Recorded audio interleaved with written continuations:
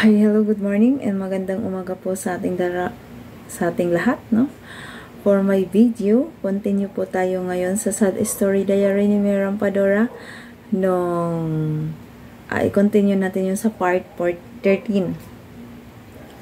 So, continue tayo doon sa nailibing na lahat si tatay. So, nagpahinga na ang lahat. Siyempre, nagpahinga din ako. Kasi oo, sabihin man natin na nakaborol si tatay, namatay sila, tatay, nandun yung mga kapatid ni tatay naman lahat. So, syempre, kahit nandun yung mga kapatid ni tatay, nandun yung asawa ni tatay, nandun yung mga anak ni tatay, syempre, pagod ka din kasi puyat ka din, di ka makatulog, saan ka tutulog, di ba? Alam mo yun? Kaya, nandun talaga yung pagod. Kahit sabihin natin na nandun yung mga anak ni tatay. Andun yung mga kapatid ni tatay na mga taga-ibang bansa. At nandun yung mga anak ni tatay. So, syempre, pagod ka din. Andun din yung pagod mo. Kahit sabihin natin na hindi naman ikaw yung personal na naglakad-lakad. Pero, syempre, mapagod ka rin kasi gusto mo matulog, gusto mo pahinga. Di ka nga makatulog, di ka rin makapagpahinga. Kasi nga, may burol nga dun. Nakaburol naman sa bahay. So, ngayon, doon tayo sa last part at i-continue natin. Sa last part tayo ng part 13 kasi yung 14 iba na yun eh. So, doon tayo sa part 13. Yung nagkagulo at pinaringgan. So, yun na nga. So, nailibing na sa lahat-lahat si tatay. Nailibing na ng araw na yun, umaga. Pagkatapos nailibing ni tatay ng umaga, ng araw na yun, so, ang nangyari ay alam mo yung gusto mong magpahinga pero pinaringgan ka. Pinaparinggan ka. So, syempre ako naman na pinaparinggan. Syempre ako sasagot ako. So, nagkagulo na lahat-lahat. Dahil sumagot ako eh. Sabi ko, huwag niyo kong paringgan. Pagod ako. Hindi ako tanga na hindi makagit sa mga sinasabi niyo. Sabi ko. So, sabay lumabas hanggang sa nagkagulo-gulo na. Ngayon, pagkagulo-gulo na yon, umalis ako ng bahay. Pinakuha ko kay Jocelyn yung pom na iniwan niya sa akin kasi aalis na nga ako. So, pinakuha ko kay Jocelyn yung pom na yon kasi sabi ko rin, kunin mo na dahil aalis ako dito dahil merong nangyari na hindi inaasahan. Nakala ko maging okay na lahat, pero ganito pala yung nangyayari, kaya kunin mo rin yung pumo dito kasi aalis ako. So, yun nga guys, kinuha ni Jocelyn, yung pinsan ko, yung pom niya doon kasi pumunta siya sa akin sa Pulilan, Bulacan habang nag-work ako sa Bounty Fresh. Nandun din siya. Nag-work siya doon. Doon din siya sa amin nung una nakituloy. So, pagkatapos na nakuha ni Jocelyn, umalis ako. Naghanap ako ng trabaho. Ngayon, kachat ko ngayon ang mama ni Jocelyn na ipasok ako ngayon ng trabaho sa Quezon City, sa White Plains. Nag-work ako ngayon sa White Plains, namimiss ko anak ko, nalulungkot, nadidepress ako. Kaya pagdating ko sa work, pinagsabihan nila ako ng baliw raw ako. Kasi nandun ako sa isang sulok, nakamukmok, lalo na pag wala na akong trabaho. Nandun ako sa isang sulok, nakamukmok, syempre nalulungkot, iniisip ko yung anak ko. Kaya pinagsabihan nila ako ng baliw. Hindi ako nagtagal kasi namiss ko talaga anak ko. Ngayon, ang nangyari, kachat ko si Chris, katix ko si Chris, dahil may cellphone naman ako dati na 1200 Nokia. Tapos may cellphone din sila mag-ama. Cherry Mobile di keypad, yun yung may camera. Ngayon, ang nangyari nun, tumawag ako kay Chris. Ang sabi ko kay Chris, aalis na ako dito. Pero, hindi ko alam kung saan tayo pupunta kasi nga, hindi ko kaya yung trabaho. Ayoko naman umuwi dyan sa inyo kasi lagi na lang magulo. Magulo ang buhay. Ayoko umuwi sa inyo dahil magulo ang buhay. Kung pupunta ka dito, magsama tayo. Pero kung hindi ka pupunta dito, hindi na tayo magsama. Ngayon, sabi ko nga ganon. Ngayon, sa pag-alis ko na yun at nagpunta ko ng White Plains na masukan ako, hindi hindi rin naman ako nagtagal dahil hindi ko maintindihan yung mga ugali ng kasama ko. Pagbibintangan ka pang nanguha ng pera, utusan ka pang manguha, ganun. Ang daming et cetera na, ayoko namang gawin. Pagkatapos nun, hindi ako nagtagal talaga kasi ayoko yung ugali ng mga kasama ko. So, parang 2 weeks lang ako. 2 weeks lang. Hindi ako nagtagal sa White Plains. Sumunod sa akin si Chris, kung bakit kami napunta dito sa Green Breeze at dito na kami nanirahan at dito na kami napunta. Sumunod sa akin si Chris, sabi ko, Chris, ayoko na dun. Maghanap tayo ng trabaho din, mangupahan tayo. Tapos ang pera namin ni Chris noon, magkano lang ang pera kung binigay sa akin ng amo dahil 2 weeks lang naman ako. Tapos walang pera si Chris talaga noon. Tapos pinagbintangan nila ako ng lalaki daw ako. Huwag mo nang sundan yan, Chris, kasi nanlalaki. Dahil kasama na niya ng lalaki. Talagang inano nila ako na nanlalaki daw ako. Baka daw ako may lalaki. Ganon. Hindi nila alam. Nagtrabaho ko sa White Plains. Kausap ko yung pinsan ko. Mga pinsan ko. Ganon. Ngayon, nung pumunta si Chris, chinat ni Chris si Ate Lisa. Yung tita niya, kapatid ng papa niya. Chinat niya ngayon. Sabi niya, nasa Cubao na kami, no? Nasa Cubao. Tapos, gusto ko nang humiga sa ilalim ng hagdan, overpass ng Cubao. Kasi gusto ko magpahinga na dahil pagod na ako. Pagod ako sa White Plains. Pagbiyahe, lahat. Pagod ako gabi na. Nagpunta kami ng hotel kasi mag-check-in sana kami. Kaya lang hindi talaga aabutin yung pera namin. Wala na kami pagkain, wala na kami pamasahe. Kung mag-check-in pa kami ng hotel ni Chris, nagtanong naman kami. Kaya lang hindi talaga pwede. Pero kasama namin si Angel noon. Tapos may dala-dala pa kami mga bag-bag, ganun. Kasi nga, naglayas. Ayoko na nga dun sa amo ko. Hindi naman ako naglayas. Umalis ako sa White Plains. Nagpaalam naman ako ng maayos. Yung pinayagan naman ako. Kasi sa White Plains, hindi ka basta-basta makakalabas dyan kung walang authorization sa amo galing gwardiya. Tatawag yung gwardiya doon sa amo mo na ikaw, si Tampulano, lalabas galing dyan sa bahay mo. Yun. Hindi ka basta-basta makalabas ng walang authorization sa amo na tawag doon sa gwardiya galing doon sa amo. Ngayon, ang nangyari kasi ang White Plains, pinakasikat na subdivision. Pinakamaganda na subdivision. Tapos, maganda ang roles sa White Plains. Ngayon, pagkatapos nun, nakalabas na kami. Sa madaling salita, nasa Cubao na kami. Kumain kami ng hapunan sa Farmers. Nag-Jollibee kami. Tapos, tinex ni Chris, si Ate Lisa natin. Nandito kami sa Cubao. Wala kami matutuluyan. Wala kami matutulugan. Umalis kami sa bahay. Kasama ko si Angel. Ngayon, nag-reply agad si Ate Lisa at nagsabi na, sige, pumunta kayo dito sa Novaliches. Baba kayo ng ganito, ganyan. Sakay kayo dyan. Simula Cubao. Sakay kayo ng signboard na ganito, ganyan. Tapos, baba kayo ng ganito, ganyan. So, ginawa namin. Ano yun? Gabi. Tapos, parang nakatulog lang yata kami ng isang gabi doon. Or, hindi yata kami natulog doon.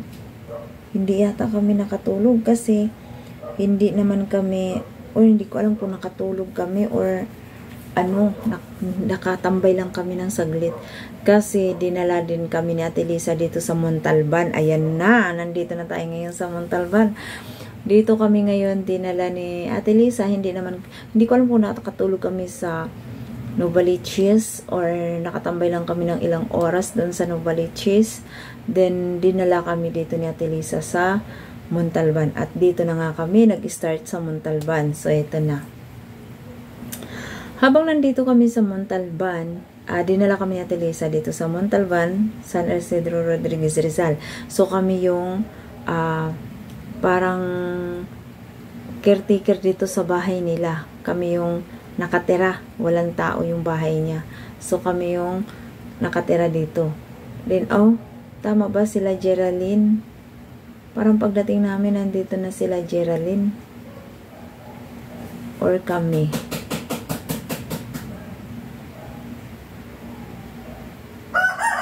Nandito na sila Geraldine. Nandito na sila Geraldine noon. Si Roy at si Geraldine. Andito na. Pero si Jerome, yung anak nila, laging kasama na Teresa talaga yun. So, dumating kami dito sa Montalban. Dito kami pinatuloy ni Ate Lisa sa bahay niya dito sa Montalban. Ngayon, kasama namin si Geraldine at si Roy. Si Roy, anak ni Lisa. Si Geraldine, asawa ni Roy. Manugang ba yun? Manugang. Manugang yata ni Ate Lisa, si Geraldine. Yan. Ngayon, okay naman yung unang pagsasama. Okay, pero ang ugali ko kasi guys, hindi pala duda, hindi pala isip na ako pinag-usapan nyo, ako pinagchichismisan nyo, ganun. Hindi ko alam guys na sa pag-ikot pala ng mundo, sa pag-ikot pala ng araw, buwan, mundo, taon, na tumira kami doon, is ako lang din palang pinag-uusapan. Ako din pala ang tinatridor at ako lang din pala ang pinapaikot. Yun, ako na naman ang topic ni Geraldine. Kasi siniraan na naman ako ni Geraldine. Dito na tayo ha. Dito na naman tayo. Siniraan ako ng husto ni Geraldine din. Hindi ko alam si Geraldine kung nagselos ba sa akin dahil sa Telisa. Laging may pera si Angel monthly doon dahil hindi pa nag-aral si Angel noon. So bakasyon pa. So hanggang sa tumira kami na okay pa naman. Walang problema. Ganon. Then hanggang sa nag-aral na si Angel. Hanggang sa pinaaral ni Ate Lisa. Tapos Ate Lisa ang nagbigay ng pera monthly. Tapos si Nini, yung kapatid ni Chris na nasa Hong Kong. At ito nga ang mga nangyayari nung mga nag-aral si Angel, na sinuportahan si Angel ni Ate Lisa at ni Nini na nasa Hong Kong. Kaya nakapag-aral ng private si Angel. Yun na, dumagok na naman sa akin ang dagok ng mundo na pinagsabihan na naman ako ng kapatid ni Chris na bakit nakaasa kami sa pera ni Nini. Ang kapal naman ng mukha mo, May. Lagi ganito ang pagkasabi ha sa text. Ang kapal naman ng mukha mo, May. Lagi ka na lang nakaasa sa pera ni Nini. Ganun. Kasi gusto nila, wala naman akong pakialam sa pera ng kapatid nila kasi kapatid naman nila yun. Dapat hindi nila ako pagsasabihan ng ganun kasi wala naman akong intensyon at hindi naman ako nangingi kay Nini. Kagustuhan naman nila yun bigyan si Angel. At kagustuhan din ni Ate Lisa na bigyan si Angel. At kagustuhan din ni Ate Lisa na i-enroll si Angel sa private school. Kaya naka-private school si Angel. Ngayon, sabi nila, natanggap ko lang ha, wala naman akong ginawa. Guys, Diyos ko, wala akong ginawa sa pamilya ni Chris. May natanggap lang ako na ang kapal naman ng mukha mo, May. Nakaasa ka lang sa pera ni Nini. Padala. Kaya pinaaral yung si Angel ng private. Mahiya ka naman. Palamunin ka. Patay gutom ka. Yun na naman tayo sa words na patay gutom. Binagsasabihan ako ng mga kapatid ni Chris. Patay gutom, palamunin. Nakaasa lang daw ako. Mongoloid daw ako. Kaya, doon guys, sobra pang lalait nila, diba? Nilait na naman ako ng husto. Ngayon, chinat ko si Nini. Tinix ko si Nini sa Hong Kong. Kasi hindi pa uso messenger nun. Tinix ko, nagpaload lang ako ng pang roaming nun, pang roaming na load para maitix lang si Nini. Huwag ka na magpadala sa amin ng pera dahil ayokong pagsasabihan ng makapal ang mukha, patay gutom, umaasa at nakaasa lang sa'yo. Ayoko nang ganun, kaya i-stop mo na yung pagbibigay mo kay Angel. Kaya na-stop yun dahil pinagsabihan ako ng mga kapatid ni Chris, patay gutom, palamunin, umasa at nakaasa, tamad. Ganun, sinabihan ako ng ganun ha, ganun. Di, ito na naman. Masaklap na naman ang buhay ni Mirampadora. Pero lahat ng nangyari sa buhay ko guys, hindi alam ng magulang ko. Hindi alam ng kapatid ko. Ngayon lang to nailabas dahil nga nagbablog tayo. This is my content. Sad story diary ni Mirampadora. Sa makarinig, huwag kayong masaktan dahil ito yung totoo. Ito yung totoo. So ngayon, ang nangyari, ganito. Kung ano yung sinabi sa akin ng mga kapatid ni Chris, ganun din ang sinabi sa akin ni Geraldine. Pero hindi sinabi sa akin ni Geraldine, kundi sa mga tao, chinichismis ako ni Geraldine. Chinichismis ako ni Geraldine. Tamad, patay gutom, nakaasa, umasa. Pareho lang. Ganun sila makalait sa akin. Ang sakit. Diyos ko, nasaktan ako ng bongga. Tapos ang plastic, maganda lang pagkaharap. Tapos pagtalikod, kung ano-ano na pala mga sinasabi, malalaman ko na lang, sasabihin sa akin ng mga kapitbahay. Tapos pag kinumpronta mo, sinungaling, si Geraldine, sinungaling. Diba? Alam mo yun? Napakasinungaling. Tapos ayun, lagi nila akong nakikita. Tamad. Hindi ako makagalaw guys kasi nga nakikitira lang tayo. Hindi ako makagalaw, hindi ako makakilos. Hindi ko alam anong gagawin ko. Tapos ngayon pina-stop ko si Angel na hindi talaga yata natapos ni Angel yung private. Hindi natapos ni Angel yun kasi pina-stop ko. Sabi ko, bakit may public school naman? Hanggang sa nagkagulo na ang lahat. Lahat nagkagulo kasi lumaban na din ako dahil hindi ko na kaya. Dumating na sa point na umalis ako ng bahay, lumayas ako ng bahay. Tinext ko si Ate Lisa nga, wala na kami sa bahay din. Bumaba si Ate Lisa dito sa Montalban, galing Novaliches. Inayos ngayon si Geraldine ang pinaalis. So, sa madaling salita, kami ang kinampihan ni Ate Lisa, din si Geraldine ang pinaalis. So, kami ang nakatira ngayon sa bahay. Ngayon, kami ang nakatira sa bahay, hindi nagtatapos dun yung mundo ko. Na kami ang nakatira sa bahay, kung kami ang nakatira sa bahay, okay na, masaya kami. Hindi. Yan. Hindi masaya. Kasi, si Geraldine, kung ano yung pagsasama namin dati na chinichismis ako ni Geraldine sa mga kapit-kapit bahay na yan, pinagsabihan akong pangit, okay lang, lahat na panglalait meron. Patay gutom, umaasa, nakaasa, tamad, palamunin, yan, lahat yan. Pinagsasabihan ako lahat sa pamilya ni Chris at ni Geraldine. Yan, pinagsabihan ako. Ngayon, pagkatapos nun, wala na akong ebidensya dun sa text na sinabihan ako na, ang kapal naman ng mukha mo, May. Kasi na-delete ko at hindi pa uso dati ang ano, kaya hindi ko pa naisip yun. Basta yun ang sinabi. Ganun ang sinabi. Ang kapal ng mukha mo, May. Nakaasa ka lang sa pera ni Nini. Ganun. Nagparal ka pa ng anak mo, private pa. Ganun. Pera naman ni Nini. Ganun. Kaya pina-stop ko si Angel din nun sa private. In-stop, hindi natapos din ni Angel. Hindi rin yun nakatapos si Angel. Talagang in-stop ko yun. Kasi magulo. Ayoko na magulo. Ayoko na ako lagi nakikitaan. Kaya ngayon, pina-stop ko yun. Pina-stop ko. Then, pagkatapos nung nag-stop, kami na ang nakatira ngayon sa bahay. So, kami na ngayon ang nakatira sa bahay. Nung nakatira kami ngayon sa bahay, kami na lang, hindi rin nagtatapos sa mundo ko. Nakala mo masaya? Hindi masaya. Kasi itong Geraldine, habang nakatira kami, lahat ng kapitbahay namin na chismosa, may connection sa kanya sa pagtitext. Tapos habang nakatira kami doon, talagang impyerno ang buhay ko. Bukod sa may nakamonitor sa amin na kapitbahay, na nagsusumbong kay Geraldine, impyerno ang buhay ko kasi nandun na rin ako nagsasuffer yung ugali ni Chris. Doon na tayo nag-start sa ugali ni Chris. Ayun na. Diba sa Bulacan, anong ginawa niya sa akin? Hinampas niya ako ng kaldero. Hindi lang yun, marami pa siyang ginawa sa akin sa Bulacan. Binabastos niya ako. Tapos nampas niya ako ng kaldero. Kung hindi ako nakailag, basag yung ulo ko dito. Tapos nung nakailag ako, sundan pa niya ng takip dahil sa sobrang galit niya sa akin. Ayun. Dito na naman nag-start yung impyerno ng buhay ko. Yung, alam mo yung, akala ko kami na magiging okay na hindi. Kasi si Chris may tindahan ako. Then, naghahanap kami, kaya hindi mo kami pwedeng husgahan. Sabi ko kay Chris, anong pwedeng gawing negosyo? So ngayon, nagtinda-tindahan kami, pera ngayon ni Ate Lisa. Pero yung kita na yun, ibabalik ko rin kay Ate Lisa, basta binigyan lang niya ako ngayon na pang tinda-tinda.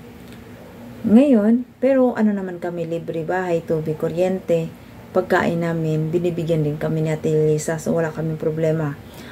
Ang problema ko doon, gusto ko lang makahanap buhay kasi nga pinasabihan kaming tamad, palamunin, patay gutom, umaasa at nakaasa. Yan.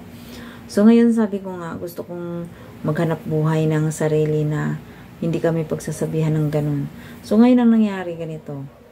Nagluto, may construction dito sa over the bakod namin sa tapat ng bahay namin. May construction doon. So ngayon ang ginawa namin, nagluto-luto kami ngayon ng pagkain ng ulam, kanin. Kunti-kunti lang. Ilang kanin, ilang ulam lang. So may bumili hanggang sa na-close namin yung mga construction na yon sa GCRCC na construction. Hanggang sa na-close namin, hanggang sa bumili sa tindahan ko, hanggang sa nangutang, hindi nagbayad, hanggang sa lumayas, ganun. So, ang daming supper ko. Ang dami kong supper, di ba? Then pagkatapos nun, nag-apply si Chris ngayon ng trabaho doon. Nag-apply si Chris ng trabaho sa GCRCC. Nag-construction siya, di ba? Nurse, caregiver, guys, caregiver. Ngayon, eto na ang nangyari. Nung caregiver si Chris, hindi niya nagamit yung pagka-caregiver niya. Ngayon, nagtrabaho siya. Ngayon, may tindahan ako. May tindahan ako, guys. Dahil gusto kong kumita, gusto kong magkapera, dahil nga hanap buhay nga ang kailangan natin. Yung mga trabahador na yun, nagpapalabada sa akin. So, tinatanggap ko yung labada na yun. Kasi, sa kanila, ang sabon, akin yung tubig. Pero, pag nagbayad, sobra naman. 500, konti lang, tapos plus yung sabon, kaya nasa 700, 800 tinatanggap ko sa mga tao na nilalabhan ko. So, malaking tulong din yun sa amin. Nakakabili kami ng pagkain doon. At hindi naman lagi-lagi nagpapalaba. No, weekly. Kasi nga, tapos yung damit nila sobrang puno pa ng putik, dumi, kasi nga construction. Tapos, good for 1 week, good for 2 weeks bago magpalaba, kaya lutong-luto sa dumi yung mga damit nila. So, ngayon, may tindahan ako. Itong mga construction boy, nagiinom sa tindahan. Pagkainom sa tindahan, nagiinuman sila sa tindahan. Pagkainuman nila sa tindahan, syempre, yung mga customer na yun, magbabayad ng utang. Pag nagbayad ng utang, may balance. Tapos pag may balance, nagtatagay doon, nagiinuman doon. Ngayon, ang nangyari ganito kasi, syempre, lalapit sa'yo, bubulong, kasi nga nagiinuman. Ngayon, sasabihin ngayon ng mga customer mo, Ate May, pwede bang pahirit ng pansit canton, pulutan lang namin yung utang ko, saka na i-full payment ko yun, basta yung balance ko. Ganun bumubulong-bulong. Tapos, lalapit na naman yung isa bubulong. Baka may MP ka pang nakatago dyan. Hihirit naman ako, basta yung balance ko. Ganun-ganun. Tapos, may lalapit na naman. O, Ate May, luto mo kami ng ganun-ganun. Idagdagan mo na lang yung bayad. Kung magkano yung amount ng pansit canton, dagdagan mo na lang kasi yung pagluto mo at sa gas, ganun. Itong Chris, sa lahat ng bumubulong sa akin, lahat ng lumalapit sa akin, hindi naman nanliligaw. Siyempre, alangan naman ipagkalandakan nila na sa buong grupo sila. Di bubulong talaga, siyempre. Itong Chris, akin pala nakabantay lagi. Ngayon, itong Chris, abay, sumali sa pakikipag-inuman. Ngayon, pagkasali sa pag-iinuman ng mga GCRCC, kasi nga, construction na siya, ay nakipagsali. Nalasing dahil. Simula nun, doon ko nalaman ang tunay na ugali ni Chris. Doon na nag-start ang kalbaryo ng buhay ko. Pinagbibintangan niya ako na lahat daw ng GCRCC iniyot ako. At pinagbibintangan niya ako. Ito guys, ang ginawa sa akin ni Chris. Nung nakatira kami dito sa Green Breeze. Pinagbibintangan niya ako, lahat daw ng GCRCC nakaiyot daw sa akin. Lahat daw ng GCRCC boyfriend ko daw. Lahat daw ng GCRCC may plano daw kami kung saan magpunta para mag-iniyot doon. Yun ang ano ni Chris, ha? Yun ang ano ni Chris. Hanggang sa nalasing siya, nalasing din yung mga GCRCC. Ako naman, tindera, syempre, nagtitinda. Gusto kong kumita, gusto kong magkapera, di ba? Ngayon, ang nangyari, guys, itong Chris naghanap ng gulo. Maraming busy si Chris naghanap ng gulo. Maraming busy si Chris na bugbog din ng GCRCC. Kasi siyang nangunguna. Siyang naghahanap ng gulo. Pinagbibintangan niya yung mga tao na wala namang ginawa sa akin. So, siya ang naghanap ng gulo. Siya ang nangunguna. Ngayon, syempre, yung mga GCRCC mananahimik ba? Syempre, hindi. Pinapatulan na siya. Ayan. Hanggang sa nabugbog siya. Ako naman, hayaan kita dyan, mamatay ka. Ugali mo. Yan, ganyan. Hindi pa nagtatapos dito yung mundo ko. Hindi pa dito nagtatapos ang kalbaryo ko. Guys, binugbog siya ng GCRCC dahil sa pamimintang niya. Pagkatapos nun, lumayas ako.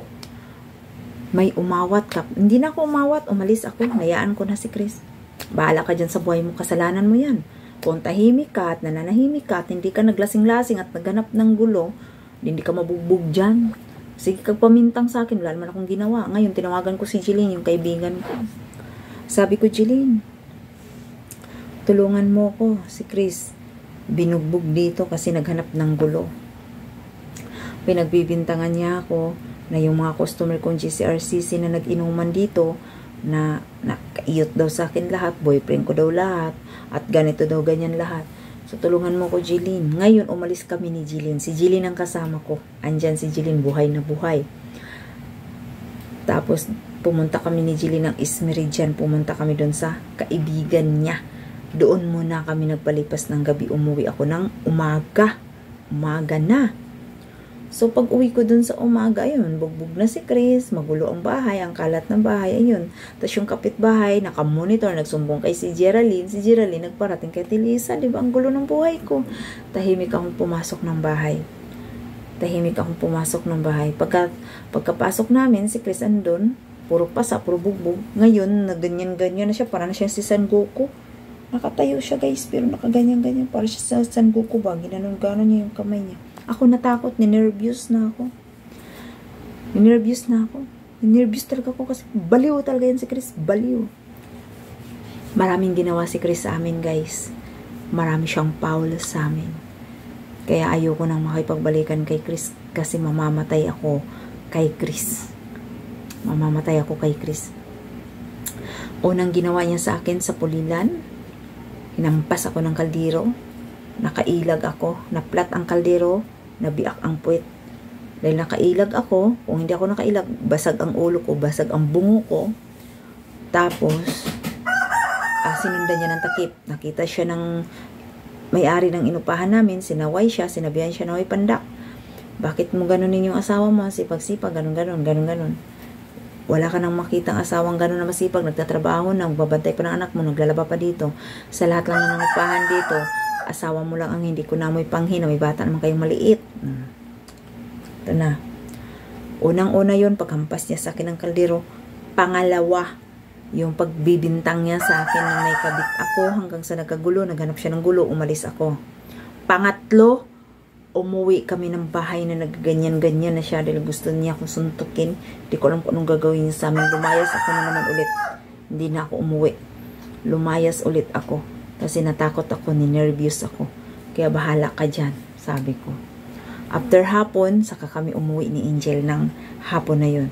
Pagka uwi namin ni Angel ng hapon na yun, okay na siya, nalimasmasan. Okay na lahat, okay na. Sasama ulit. Okay na lahat. Pagkatapos nun, meron siyang kainuman, si Carlo Abasola, kainuman yan. Dito, buhay na buhay pa, dito sa Montalban. Pinagdududahan na naman niya sa akin. Diba? Nag-inom lang sa bahay si Carlo. Silang dalawa ni Dudong. Nagtagay, nag-inom. Siyempre, ako, tindira ako. Pero hindi naman sa loob ng bahay, nag-inuman doon naman sa labas. Aba, ang tingin niya sa akin, ang lagkit. Gusto na naman niya akong saktan. Di ang ginawa ko, umalis, nag-computer shop ako. Pag computer shop ko, sumunod din. Nandun din siya sa likod ko. Nakatingin. Andun din si Chris nakatingin. Sabi ko, ang ginawa nitong hayop na to? Ba't nandito to?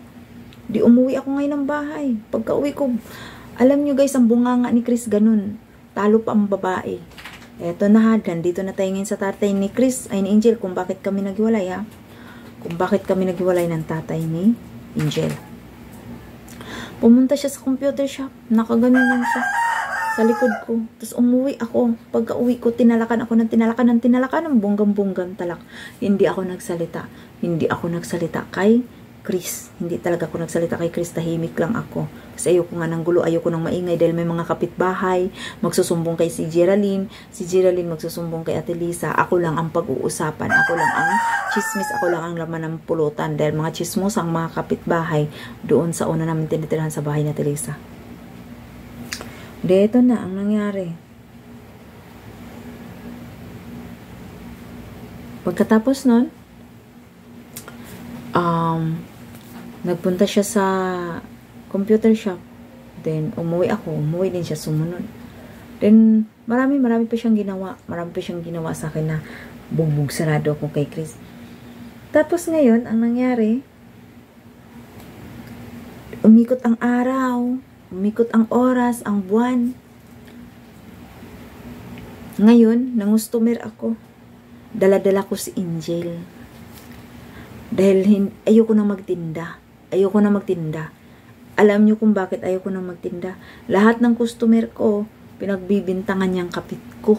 Lahat ng magtatagay sa bahay, lahat ng mag-iinom, pero hindi naman sa loob ng bahay, nasa labas lang, sa may patok, sa kalsada, kasi may trapal na akong ginanon, tapos nandun yung upuan, hindi naman sa loob ng bahay, nandun sa kalsada, na ginuman sa may patok, yun, maliit lang kasi yung space.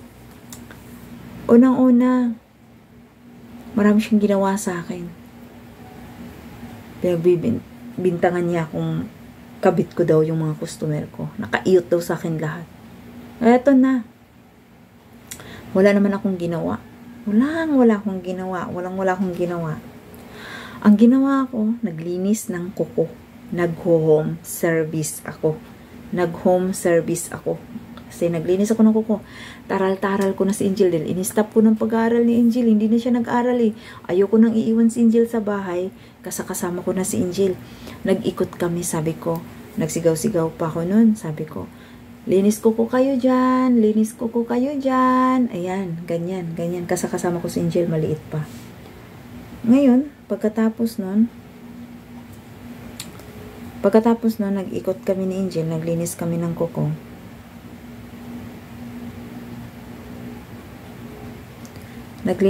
kuko. Pagkatapos nun, doon ako nagkaroon ng kaibigan. Nung nag-aral si Angel ng private, naging kaibigan ko na yung mga nanay ng classmate ni Angel, mga kananay, naging kaibigan ko na hanggang nagpalinis sila ng kuko, hanggang sa nagtawag-tawag sila. Eto nang masaklap. Kasama ko si Angel, ayoko na mag-stay ng bahay dahil kung magtindahan naman ako, wala akong lusot eh. Kung magtindahan naman ako, pagbibintangan akong lalaki ko yung mga customer ko, tapos kung ano daw ginawa namin, tapos kabit ko pa daw, ganon. So, ang ginawa ko, nag-stop ako. Ayoko na magtinda. Gusto ko mag-home service na lang. Maglinis na lang ako ng kuko. Ayoko na magtinda. Ngayon kasama ko si Angel. Alam nyo ba guys, na hindi siya mapalagay ng bahay. Ayoko rin naman iiwan sa kanya si Angel. Dahil ayaw naman ng bata sa kanya. Gusto naman ng bata kasama ako. Di sinama ko ngayon.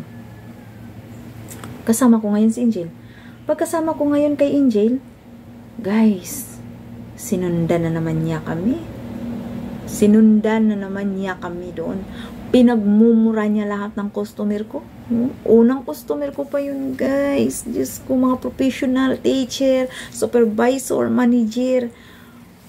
Sabi nila, sino yung nasa lalaki sa likod mo? Ganon. Sabi ko, ay, asawa ko po yan. Sabi ko, papa po yan, Angel. Ay, bigyan mo ng upuan. Bigyan natin ng upuan. Ganito, ganyan. Bigyan natin ng upuan. Sus guys, binigyan ng upuan. Ayaw umupo ni Chris, binigyan ng upuan. Pagkatapos, dinuro niya lahat ang customer ko. Sila Teacher Eri, sila Madam, sila Ma'am Glenna, ngayon si Ma'am Glenna, nurse. Nasa Malulus, Bulacan ngayon assign. Ang daming pinagmumura ni Chris. Eto, hindi dyan nagtatapos ang kalbaryo ng buhay ko ha. Pinagduduro niya yan, sabi niya, putang ina niyo, pagsasabihan niyo yan si May, huwag niyong anuhin si May ha, huwag niyong idamay-damay dyan ha, pagsasabihan niya, mga putang ina kayo, di nagtinginan lahat ng customer ko, guys, Diyos ko, nahihiya ako sa ginawa niya, diba? Nahihiya ako sa ginawa niya, ba't niya minura, naglinis lang ako ng kuko, ng customer lang ako doon sa school campus ni Teacher Eri, kung saan si Angel nag-aral, kasi nandun yung mga kananay, nandun si teacher, nagpaaral, minungura niya yun dun, guys. So, hindi dito nagtatapos ang ating istorya. Hindi dito nagtatapos yung sad story natin. So, dahil mahaba na yung minuto natin, i-continue natin. Dito tayo sa last part na minura ni Chris ang mga teacher at mga kaibigan kong mga professional, ang mga customer kong professional. So, sinundan niya ako, minura niya ako. So, continue tayo. Proceed tayo sa next kabanata. Abangan nyo. Guys, ito, totoo to. Hindi ako nagsisinungaling kung bakit, kasi ang dami nagtatanong nga sa akin kung bakit kami naghiwalay at paano kami napunta dito sa Montalban. Ayun na nga, nalaman nyo na kung paano kami napunta sa Montalban. Nagkagulo ang buhay ni Chris, namasukan ako sa White Plains, hanggang pinagbintangan ako may lalaki. Sabi na naman ng mga kamag-anak ni Chris, kahit hindi totoo. no? Hindi ko gawain. Dahil nga, seryoso ko sa buhay ni Chris. Pero si Chris, sobra. Sobra si Chris sa akin. So, hindi pa doon nagtatapos. Hinampas niya ako sa pulilan ng kaldero. Minura ako ng mga kamag-anak niya. Pinagbintangan na may lalaki. Tapos, pinagsabihan ng patay gutom. Palamunin, umasa at nakaasa. Dahil nga nag-aral si Angel ng private. At hindi naman galing sa amin ang pera dahil pareho kami mag-asawa na walang trabaho. Then, pagkatapos niyan, pina-stop ko. At gusto ko na ngayong maghanap buhay, ipakita ko sa kanila na kaya ko rin. Kahit pag-aralin si Angel, kahit hindi kami nakasandal sa kanila. Dahil simulat maliit pa ako hanggang ngayon, hindi ako nakasandal sa magulang ko at mga kapatid ko. Lahat ng ini-story ko sa inyo, walang kapatid at kamag-anak at magulang na involved. Talagang sinusulo ko lahat ng problema ko. So, proceed tayo sa next part. Ito yung, dito muna natin tatapusin ang ating story. Minura ni Chris ang aking mga customer na teacher at mga kapwa ko kananay sa private school na mga manager at nurse at hindi basta-basta ang mga trabaho. So, sa madaling salita, walang modo si Chris at sobrang siloso na hindi ko maintindihan kung ano. Tapos, pag may nag-iinuman sa bahay, kasi nagtitindahan ako, pinagbintangan niya lahat na kabit ko. Nakaiyot na lahat sa akin hanggang sa binugbog siya sa pamimintang niyang hindi totoo. So, hindi ko rin naman siya tinulungan at tinayaan ko lang. So, hanggang sa dumating yung nervous ko kasi gaganyan-ganyan pa nga siya at hindi pa dyan nagtatapos ang ating mga problema sa buhay. Abangan nyo ang next video ko dahil gagawa tayo ngayon ng mga video. So, totoo po yung kung bakit, dahil marami nagtatanong, eto na po. Kung bakit kami naghiwalay ni Chris at ano ang dahilan at bakit kami napunta ng Montalban. So, yun, nasagot ko na ang mga tanong nyo kung bakit kami napunta ng Montalban at paano kami nagtagal. So, yan. Proceed tayo sa next video. So, yan. Thank you so much and maraming salamat. Ito yung sad story diary ni Merang Padora dahil ito yung diary ko. Sad story diary dahil sinulo ko lahat ng problema ko. So, bye-bye and thank you so much.